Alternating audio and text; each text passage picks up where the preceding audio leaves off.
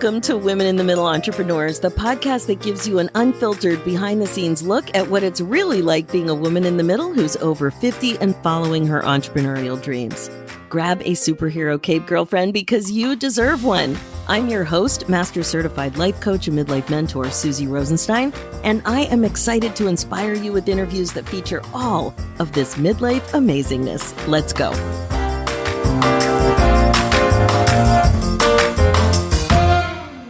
Hey there, welcome back to the show. We have another really exciting interview ahead of us about helping yourself and others live a less crazy life.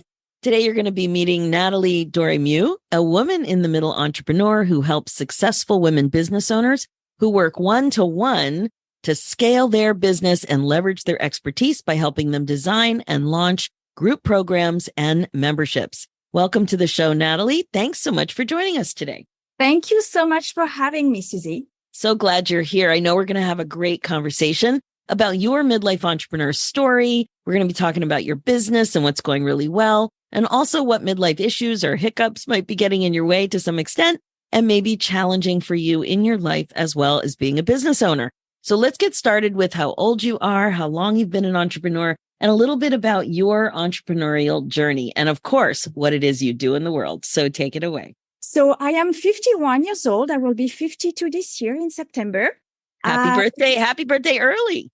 Yeah, thank you. So I have been in business for 17 years. This is actually a family business that I run with my husband. So what we do, you've kind of talked about, who we help with, the story behind this is, so we met in college and we were living in France, right? We were studying in France. And, at the end of our studies, we decided to pack our bags and move to the US to live the American dream. Because it was kind of like tough to find a job in France. So the family thought we were crazy. We were sort of like, well, it's 2 months of vacation. If anything, we'll come back and just look for a job. And, we went to in the Silicon Valley because, we are software engineers. So that was the place to be. And it took me a month to find a job in Berkeley. So we ended up staying. We got married in Reno, the little Las Vegas, so that my husband could stay. And he just shortly after that, got a job and we stayed there for 10 years. So we had 3 kids. We moved quite a bit in the Bay Area. We ended up in San Francisco, downtown, in a very beautiful house. So we were also flipping houses at the same time. So we were kind of like living in houses that didn't look too good. And then we were just flipping them and then selling them and going on to the next one. So I think we had like maybe 7 properties in 10 days. Oh my gosh. This reminds me of all those shows on cable TV. I love all those home shows, but you were one of those people living in that chaos. Yeah. And, with babies. With babies. So actually I have pictures where I am actually pregnant and breaking down walls and things like that. So it was crazy time. It sounds like it. It was. So, just to give you like an idea, I fell asleep at the wheel twice. Oh my God. 2 accidents, obviously. And one time was on a bridge. So it was really slow but it was on the Dunbarton Bridge, I think. So one day my husband says, do you want to go back? And I so it took a bit of time because, we had a job and we were trying to keep the job and just go back to France for a couple of years and then come back. And we ended up selling everything because we had a house in the mountain. We had a cabin in the mountain where we would go skiing and things like that. So we had to sell everything. And then we moved back to France and we basically picked, so where we are right now, this beautiful property. And we basically bought the house that we wanted with all the money that we had, accumulated. And we thought we were going to continue to work, with the company in the US. And that really didn't work out, because the company got bought. So we were in a risk R&D. So basically we were the first to leave. So we had to do something. And I knew that about my husband. He had always wanted to be his own boss. I could tell that he was not happy at work. And I am the happy employee, happy at work. Okay. I am not the entrepreneurial type at all. And I But you know knew, what really strikes me about this story so far, sorry to interrupt, but is that you wanted the American dream and you lived the American dream. And it sounds like you built up a lot of assets and that you really were doing it, but there was a huge, and yes. the cost to your health, to your exhaustion, to Ex- your lifestyle. It does sound crazy. You're not exaggerating. I don't think. No, it is. And it was crazy. I remember a time where we were still there. We were still in San Francisco. I can see very clearly we were in our living room and he was asking my husband was asking me, we were talking about like retirement. And I was like, I had tears coming in my eyes because I'm like, I don't see myself doing this much longer, like 40, 45. No way. Like it was not like a possibility. I mean, think about it. Like you bring your kids at school, downtown San Francisco, tons of traffic. You drop them, then you pick them up. And then like all you're doing is hustling. So you might be making money and it's piling up on your bank account, but you have no time to spend it.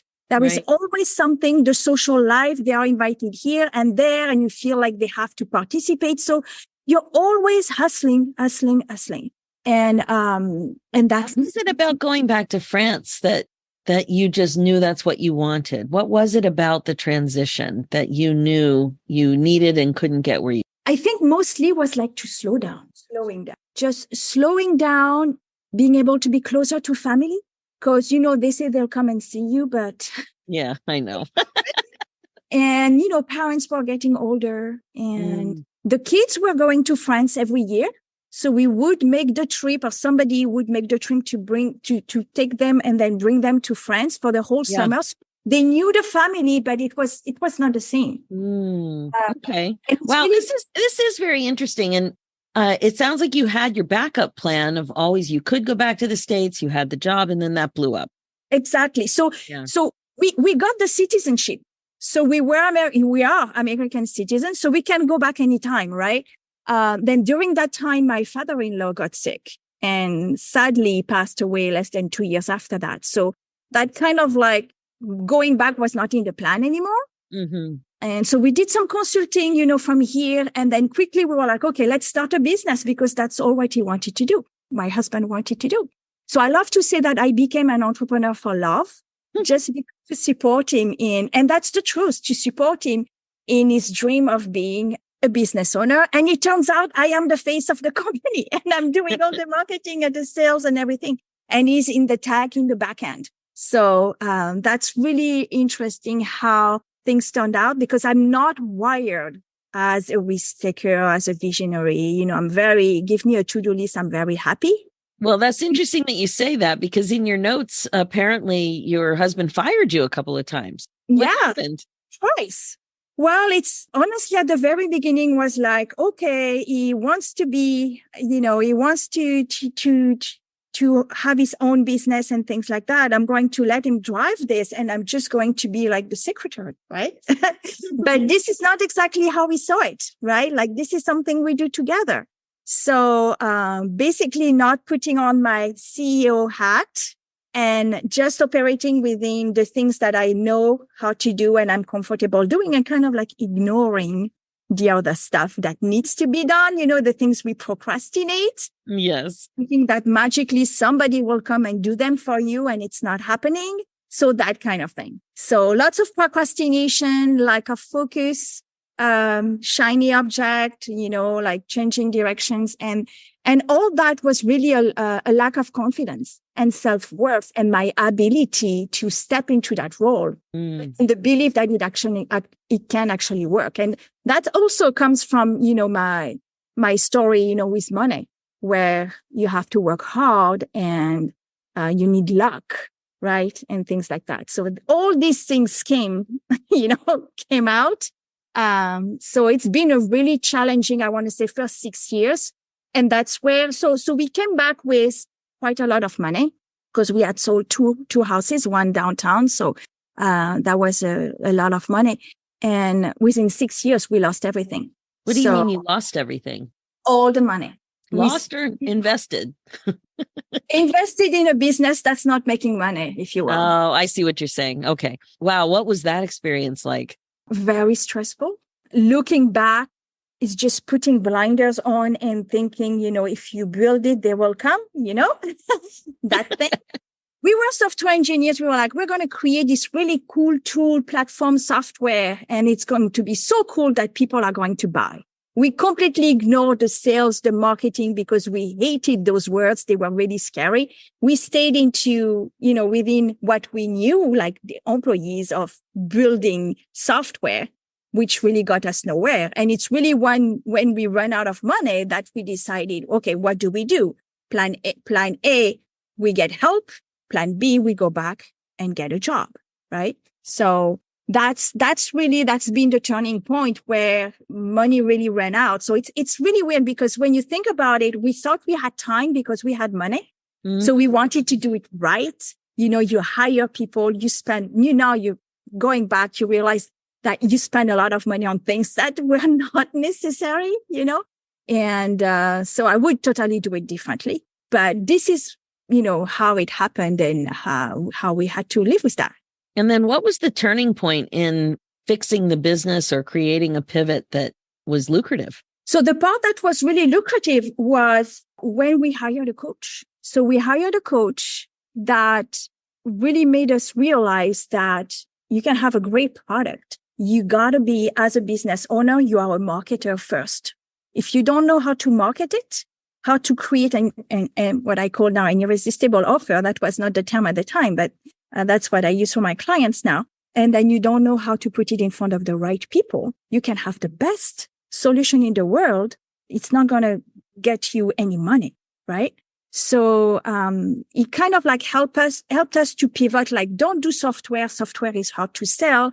Go get online, do websites. You guys are developers. So we started to do that. And immediately I saw the shift. So I joined that program. I want to say about our last 2,000 in the bank account. Okay. Last 2,000 in the bank account. There is this, I don't know if we can say the name, but there is this online program that is run every year. And, she has a scholarship, and to apply to the scholarship, you have to do a video. And at the time, like, I was so shy, so self-worth, like so low, like I can never do a video. And I did a video all by myself. And my husband remembers I was crying in the room, in my bedroom and things like that. But I'm like, you know what? If it's not good, I'll delete it. And I did it a couple of times. And finally I got one, and I posted it on YouTube. It's still there. I don't like to look at it, but I keep it there as a reminder of what I was able to do. So I sent it. I didn't get the scholarship. But then my husband said, what you did was way out of your comfort zone. So if you don't get in, we are putting the money in the program. So we put the money in the program. So what I did before the program starts, I started to connect with other people inside, because I'm like, I am a team player. Like, so I love to participate, and to me, it's kind of like a game. Mm-hmm. Even though the money was tight, so that there is that stress, but you cannot be in stress and excitement at the same time. So when you're in excitement, then you just keep going. And I started to build these relationships that I still have today. Now, one of these relationships, she ended up working with influencers, and she introduced me. And that's how I was able to build an amazing portfolio where people are like, how did you manage to work with this and this connections? And I'm still in connection, with her and a couple of others as well from 2013. That's when I took the program, 2013. This is a remarkable story, because down to $2,000, that is some scary times. You have a family. It's not like you were 21. We had 3 kids. 3 kids. Yeah. So scary. But you really had to have your own back and believe in yourself to come up with the money or take a loan or whatever you did to make that investment. Yeah. We borrowed money from family as well. They've helped us. That's really been key. And my husband says that about me, is that I might not have had like a lot of self-worth and lots of doubts about myself, but when it comes to like protecting my family and like when you have your back against the wall, he says that's how I perform better. Even now, he says, when we're doing a great month, he says, I can see when you're like Mama bear. A little bit, okay? So, but like you said, if it's tight, I've seen you like somehow you manage to make it happen. So it might be unconscious or not. So anyway, that's really what started the whole thing. And then I discovered this world of online, right? Online business and networking with other people, other women entrepreneurs. And that made all the difference. I mean, surrounding yourself with other people that have the same challenges. Some of them have found solutions. Some of them are still in the trenches like me, but I found this like I could not even now, run a business without having these communities, especially when we do everything online and it feels so lonely at times, right? Yeah. It can be Yes. very. Yeah, for sure. Wow, that's a really compelling story. And thank you so much for sharing it. And it's just so great to hear a real story that you turned it around. Like you really had to believe in yourself to take that scary step and go forward. Now, the other thing that you mentioned in your notes, and of course, I was just going to ask you about this, these midlife challenges, sometimes they get in the way and sometimes they have to do with health. And I know that's been an issue for you. So what happened? So, well, hitting 50, so you know about the menopause and the hormones and all of that, right? And so I actually, I got into treatment because, so I went to see my doctor and then she gave me some hormone therapy because she thought I was a little young. That was, several years back. And then my mom got sick. My mom got cancer. And, I'm like, I'm stopping the hormones and everything, I'm like, so I'm going to watch what I eat and things like that.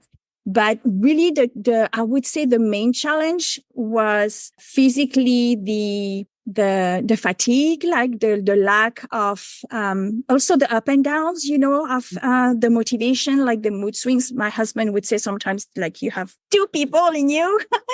And it's been really, really tough. Now, I would say that probably the toughest for me has been, interestingly, my 40s have been a lot harder than my 50s. And turning 50, 40 was like something I didn't want to talk about. Like the family, in fact, my husband was like making jokes with this. He's older than me, so he has no say, but it was tough for me. It's almost like, would somebody want to work with me? Am I too old? Am I like old fashioned in the way that I do things? Is it what people are going to think of me? And then there was the whole physical appearance, right? Your appearance changes. I've gained a lot of weight. I've lost a lot of hair, right? And it's like, so how you sometimes you keep pictures of you that you really, really like. And then one day you look, it's like, it's 10 years old. It's not me anymore. But if I put my new picture, people are going to see what I look like, right? And so you get into this circle, oh, I'll do it later. And that's really hurting your confidence. Because if I'm not confident in me, how can I expect people to have confidence, right? Yeah, exactly. It's this vicious circle that we get in. Yeah. And I know what you mean about just looking in the mirror sometimes. You're like, wow. Then you can start to see that you look like relatives. As we age, I find it's so much easier to see, oh my God, I look like my auntie. Yeah, exactly. Oh my God, I look just like my mother. Yeah. I can't remember like who in the family told me I look like my sister. My sister is much older than me. Okay. And somehow I didn't take it well because we don't like when we were younger, we really didn't look alike. And as we get older, we start to look alike. Yeah. We start to look like our mom. So that also, when you see that people notice and say it, you're like, okay, am I in the, I'm not in my prime anymore. And then something happened. I don't know if it's the 50s or it could be because it's right around there. Was that I really started to not care much about. Yeah. It's weird. 40s, you're like, no, but I want to play young. I want to dress young. I want to do all these things. And it still matters, the makeup, the thing, remember when I was making videos, my husband was joking because he was like, okay, so if she wants to do a video on Wednesday, then she got to get her hair done on Monday. And then she got to make the nails done, so that she'll do it. Right. And now I just go live and like, I am the way I am, and like, It's like you let go of some of the things that were keeping me from being myself. I don't know, this fear of people judging me getting old. Yep, that's it. Because, it's very common in our culture and in society for people to have very negative thoughts about aging. And many of us think that way too. We just aren't even aware of all of the ways we have negative ideas and thoughts about aging, and that the best is over and that youth is better. We like to say, oh, yes, the best is yet to come. But do we really believe that? So it's interesting that you were kind of watching yourself being concerned about judgment, and you noticed it with the video, because with marketing and an online presence, it's a big deal. Now, the other thing that you mentioned in your notes that I was curious about is food intolerance. I've also had some of those issues myself. And how are you noticing that? And how is it affecting your business life? So right now, we have a history. My mom has cancer and she's lost 4 or 5 brothers to it. So we know we have issues, gut issues, like colon issues. So I do get, tested like every 5 years and things like that. And one time they did some tests because I had trouble digesting, food. And they found that I was intolerant to lactose and gluten and fructose and even sugar in the fruits and things like that. And that really was causing inflammations, which were making me very tired after every meal. Like you don't ask me anything at 2 p.m. I'm here, but I'm not here. So I really had to make a change in the way I eat.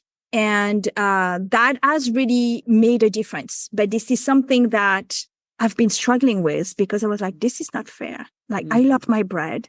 I love my French bread. I love my cheese. And now I cannot have it. So for the longest time, even now, sometimes I'm like, even pastries and things like that, I'm like, this is not fair. But then this is not something I have control over. So something that I'm still working on. But definitely when I stay away, then I have my energy back. I can feel it. I can totally feel it. So that's really something that I think with aging has been getting worse. But this is something that really I manage on a daily basis. I always have my little lactose, pills. If I eat somewhere and I don't know if there is something, I just take it. Yeah, there's nothing like the uncertainty of being out and not knowing if something bad is gonna happen. Exactly. It's terrible. It's terrible. Now, you also mentioned memory being an issue, that you're taking more notes lately. I certainly relate to that too. When did you start to notice that? What I probably want to say when I was in my 40s was already an issue, right? I think, right around the time where things were not really going well with my gut. And I know it was the gluten that was, playing tricks with my liver and things like that. My liver was really, really, really tired. And that affected my memory. Like I would not, you get in a room and you don't know why you got in the room. So you go back or you go upstairs to pick up something, you go back down and you came back with something else. It's like, where is it? I forgot. Right. So things like even forgetting, even now, like forgetting, presents that from last year, Christmas or things like that. I can't remember right now. It's there was a time during, where for business, that was actually very stressful for me. The idea that I might have forgotten somebody to reply to somebody or do something, because that was the time where I was not writing everything down. And actually right now I should still write more than what I do. And it certainly got better, but it's not only you're not remembering, but it brings a level of stress because you might let somebody down because you promised something and you didn't do it. And that's probably the worst. Is there somebody out there that I said I was going to do something and I didn't do it? Yeah, no, I understand. And you made reference to this before a little bit, but, not caring what people think. And now I see a note that I love, that you're not tolerating certain things from past clients who are demanding or perhaps even working with somebody who's not a great fit. Tell me more about that, because that's a lot of wisdom that comes with age. Yeah, exactly. And it really comes down from learning, through working with different coaches and mentors, that if you want to scale, you have to start to really focus and work on the things that really move the needle and matter. That means that you have to learn to say no. And saying no for me and disappointing people, I'm a people pleaser. I want people to get along. I lead with harmony. So confrontation, I don't like it. Like I would avoid it at all costs before. Now, if it gets to a certain point, I'm just out there. It's like something that I don't know exactly what the shift was, but there is this notion that it is now, like I don't have time anymore for this. I think that's it. It's this time sensitivity that we have as we age and a thought that we're running out of time. Do you think that's what is creeping in? I think that's probably it. It's also shifting the business for retirement. Exactly. It's what we talk about all the time. I remember, so I have 3 kids, right? And I would have loved to have a 4th one, to be honest. And I went from like being, I wouldn't say sad, but like the way I was working and the way where the business was not making sense to have a 4th child. But then I shifted into, well, now I'm looking forward to be a grandma. So that was honestly, it shifted from there. Like, oh my gosh, I'm not going to have a 4th kid, to like, no way I'm getting a 4th kid. Like this body is done. But now I get to project, that if, sooner than later, hopefully I will be a grandma. And that gave me something to look forward to. That's really weird, that shift. That really happened. But it's that notion that we really shifted when we came back to France and we built the business, what we wanted to put the family and our kids at the center. I wanted to be able to bring the kids to school. I want to be able to pick them up. So they saw us all the time at home. So the first year we didn't go like on vacation and things like that, but hey, we have a very nice home. So it's, with a pool and things like that. So it was still like a nice staycation, right? Mm-hmm. But at least we were there. That's really what we wanted primarily for them, right? And then as they grew, and now all 3 so they are 26, 24, and 18. Okay. So the youngest is still at home. But she's quite, independent. She's studying and she's still here. We are still, supporting her in her studies and things like that. But things have really shifted now, whereas how do we prepare retirement and what do we leave them? We're really openly talking about that. We were just talking about it. We were in the pool. We were talking about, what do we want to leave them? I love that. I've been interviewing lots and lots of women, and the way entrepreneurs talk about retirement is very different than the way people who are employed talk about retirement. And so when I worked at a job, I was 27 years in a career, 19 years at my last job. And, it would be calculated and we'd talk about it a lot. And we talked about pensions. And last year, so many of my friends retired, and so many of my friends, mostly teachers, were able to retire last year. You see it on Facebook. Somebody's making an announcement. Somebody else is making an announcement. And I was like, wow. And what a difference with all these women I've been talking to. Retirement is usually not closing the doors. It's kind of like some other version. I mean, some people close, some people sell. There are those things, but it's usually not at 59, 60 because we're so turned on by being an entrepreneur and we're so turned on by our businesses and the way they can help people. So I just love the way you're starting to talk about retirement, and it sounds like you're thinking about legacy. Exactly. And it's really about how can we create something that works without us? It's that scalability, right? And that's really what we're putting in place right now, so that we get this recurring income coming with a team. And all we have to do is manage the team and just be there, when they need us on these touch points, but not be there on the day to day. And that's really the goal for the business. That's beautiful. That is a beautiful thing. Okay. So what would you say the main focus is right now in your business and life? Is it that to get it to the next stage? Absolutely. That's 100% the focus for this year.